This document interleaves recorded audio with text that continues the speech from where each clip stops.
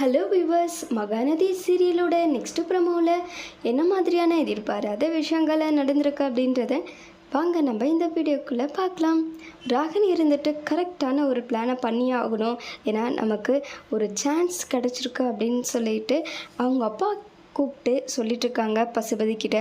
எங்கே பாருங்கப்பா, அந்த காவேரியும் விஜயும் பிரிக்கிறதுக்கான ஒரு நல்ல ஐடியா நமக்கு கிடச்சிருக்கு அப்படின்றாங்க. அப்படி என்னம்மா ஐடியா அப்படின்னு சொல்லிட்டு கேட்குறாங்க.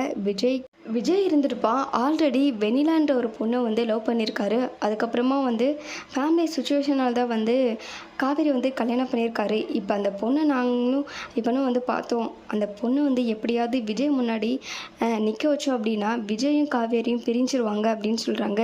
நீ சொல்கிறதும் கரெக்டு தாம்மா, ஆனால் அந்த பொண்ணுக்கு வந்துட்டு ஆல்ரெடி மேரேஜ் ஆகிருக்கலாம், ஒரு வேளை வந்து விஜயை மறந்துருக்கலான்றாங்க.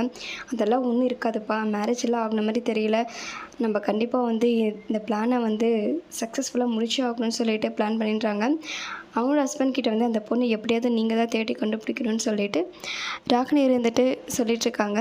இன்னொரு பக்கம் வந்து காவேரி ரொம்ப ஃபீல் பண்ணி இருக்காங்க. ஏன்னா எப்படியும் வந்துட்டு விஜய் நம்மளை விட்டு போயிடுவார், நம்ம ஃபேர்வெல் பார்ட்டியெல்லாம் வந்துட்டு குடிக்கிறீங்களான்னு சொன்னும் போதும், ஆனால் வந்து அவர் எதுவுமே சொல்ல மாட்டேங்கிறாரு, அதெல்லாம் நமக்கு கிடையாதுன்னு சொல்கிறாங்க. ஆனால் விஜய் இருந்துட்டு காவேரி எப்படியும் நம்ம விடக்கூடாதுன்னு சொல்லிட்டு மனசுக்குள்ளே வந்து நினச்சிட்ருக்காங்க.